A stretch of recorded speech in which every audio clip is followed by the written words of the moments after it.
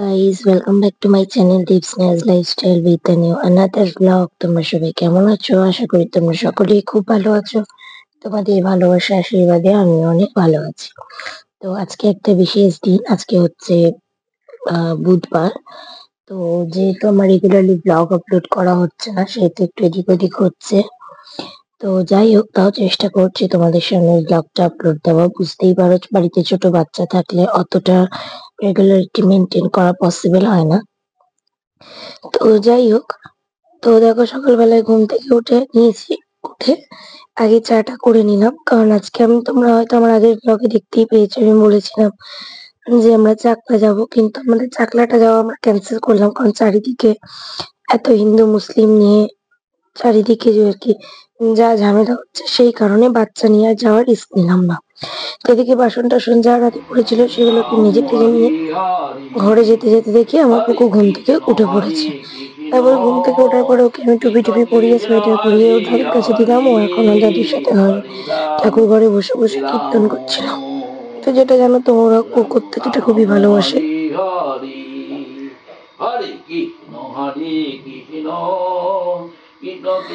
তারপরে পুকুর খাবারটা আমি রেডি করে নিয়ে বসে গেছিলাম পুকুরকে খাওয়াতে।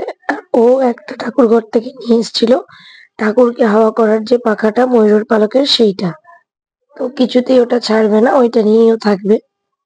তো যাই হোক, তাহলে ওটাই নিয়ে ওকে বসিয়ে দিয়েছিলাম যে না, তাই ভাবেই খাক। তো যাই হোক, কোনো রকমের যুদ্ধযাত্রা করে ওকে খাইয়ে টাইয়ে কমপ্লিট করে দিয়ে আমি চলে গেছিলাম নিজে কিছু খেতে।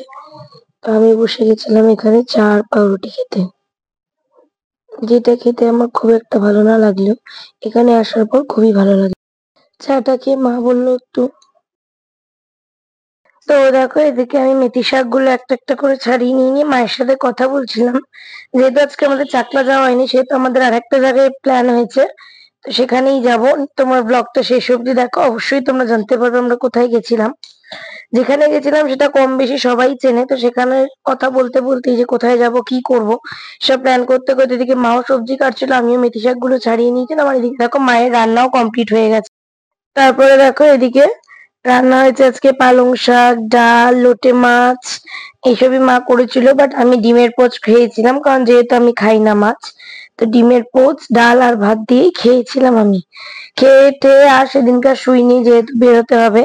তারপরে পুকু ঘুম থেকে ওঠাতে পুকুকে খাইয়ে দিয়েছিলাম ভাত। ও আর কি খেতে খেতে ও দেখছিল, ঠাকুমা এখানে দেখাচ্ছিল ওকে ফোনে, ওইটাই দেখে দেখে দেখো আমরা রেডি টেডি হয়ে বেরিয়েও পড়েছি। দেখে মনে হচ্ছে অনেকটাই রাত্রি, কিন্তু না, তখনও ঘড়িতে 5:30 কি 6:45 বাজে। কিন্তু যেহেতু শীতকাল তাড়াতাড়ি সন্ধ্যে নামে, সেহেতুই আর কি। আর এই যে দেখো, আমি, আমার মা, আমার শাশুড়ি মা, আমার ছেলে, আমার বোন একটা অটোতে, আর একটা অটোতে আমার বাবা, শ্বশুর মশাই, আমার বর আর দেওর একটা অটোতে।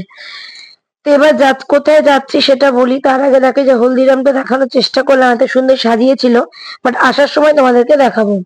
এই যে দেখো আমরা চলে এসেছি। লোকনাথ দেখে হয়তো অনেকেই ভাবছিল চাকলা এসছি, বাট না, আমরা এসছিলাম তেঘড়িয়ার লোকনাথ মন্দিরে, যেটা কম বেশি সবাই চেনো। তো সেখানে যেহেতু আজকে চাকলায় যাওয়া হয়নি, সেহেতু ভাবলাম লোকনাথ বাবা দর্শন যখন করতে যাব বলেছি, তাহলে চলো আজকে যাওয়াই যাক। তার জন্য আমরা এসেছিলাম তেঘড়িয়া। দেখো ঠাকুর আমি মনে করি এক, সেটা তুমি ঘরে বসে প্রার্থনা করো বা ঘরে বসে ঠাকুরকে তোমার সাধ্য মতো পুজো দাও বা মন্দিরে গিয়ে দাও, সেটা একই ব্যাপার, ঠাকুর একই ব্যাপার। আর এই যে দেখো ঠাকুরের আরতি চলছে, যে এই মন্দিরের মালকিন আর কি, সেই এসছে আরতি করতে, তারই একটা ছোট্ট ভিডিও তোমাদের সাথে শেয়ার করছি।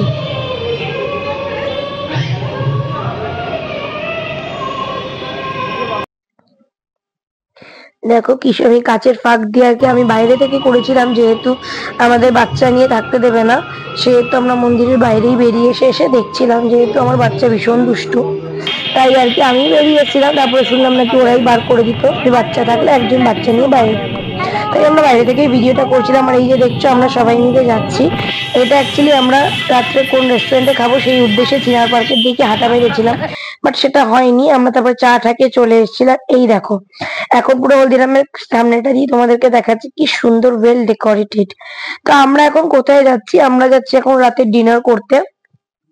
যেটা হচ্ছে রেজেন্ট মাল্টি কুইজিন রেস্টুরেন্ট, যেটা তোমার ডায়মন্ড প্লাজার অপোজিটে আর কি, যেটা সবাই তোমরা অনেকেই জানো।